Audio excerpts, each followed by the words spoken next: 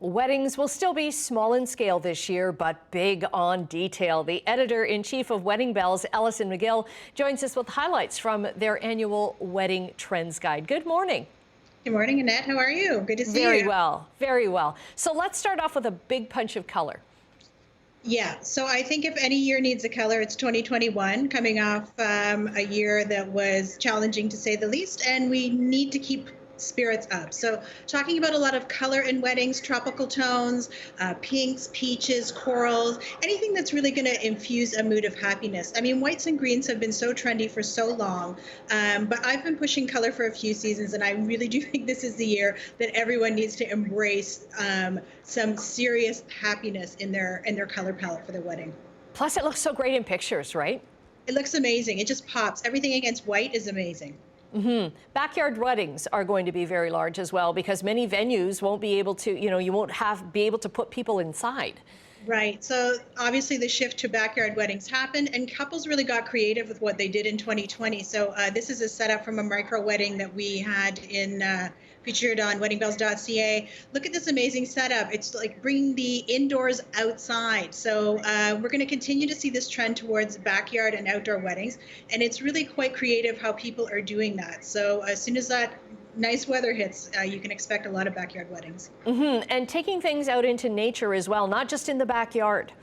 Right. So I'm calling this sort of the enchanted natural backdrops. And this was actually a shoot we did in a forested area. I mean, so romantic, so beautiful. Look at the sunlight that's captured in this. And there's so many natural areas that are now breaking into the wedding market because people want this sort of space for them. So obviously it's about respecting natural elements. But again, great photos, and it gives it a real magical spin. So expect to see a lot of forested outdoor weddings.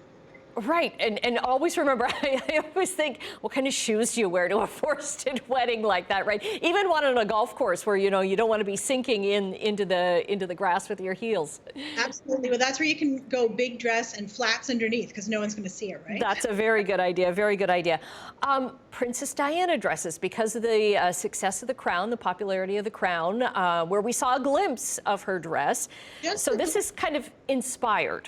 Yes, so we're seeing a lot of really voluminous sleeves, as we're seeing here with this dress. This is from designer Galia Lahab. So lots of drama in dresses, and there has been an argument that brides are going more minimal. I'm going to suggest that you really ramp it up and amp it up, because if the wedding's small, the dress should really be big and stand out, because it's like a smaller amount of people. You really want to make a statement impact. And I know you and I are both fans of the Princess Di wedding and dress, and I'm really happy to see it back on the radar so many years later.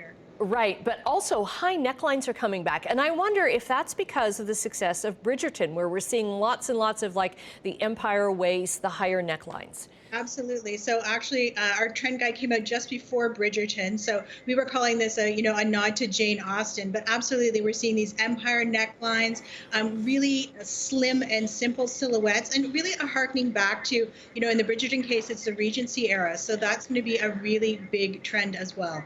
Okay, look for that. Let's go. Lots of ribbons and lots of details. Let's talk about food right now.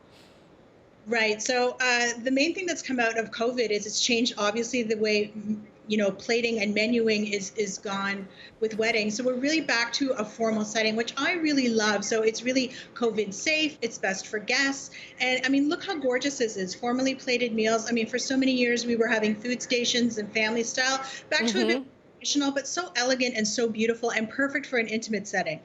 Okay, and Victorian inspired suites. I'm intrigued by this.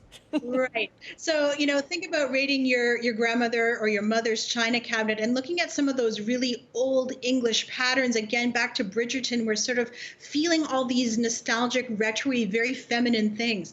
So this cake here was inspired by, the Royal Albert pattern, Old Country Roses, which my mother and my grandmother had, a very famous one. So it's a great place to get inspired for your suites. And again, make everything really colorful and poppy and pretty, and really an immersive experience for that intimate wedding that you're going to be hosting. Okay, now let's get to the hard facts. We've seen all the beautiful trends and things. Where do you see the wedding industry going? Because there's so much uncertainty.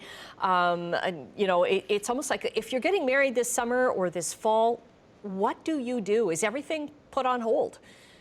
Well, things are starting to shift again. I mean, it's an ever-changing COVID climate, as we know. A lot of couples that were engaged last year were actually planning ahead to 2022. And then some couples from 2020 moved it into 2021. I think that the market will start to come back and stabilize, and we will start to see those weddings as the vaccines roll out, as things become safer for people to gather, as the numbers go down. But it's a bit of a waiting game. But I will tell you, with 2020, how inspiring was that for us at Weddingbells to see how couples got married in this very uncertain climate, had amazing celebrations, and couples themselves were actually surprised how much they loved their intimate wedding. They were initially heartbroken by the ship, but they made the best of it. And I think this has been a real silver lining of the pandemic. And this is where, in my job, I've had, some heartbreak, but a lot of happiness with these weddings. Love conquers all. Thank you, Alison. Thanks, Annette. Have a great day.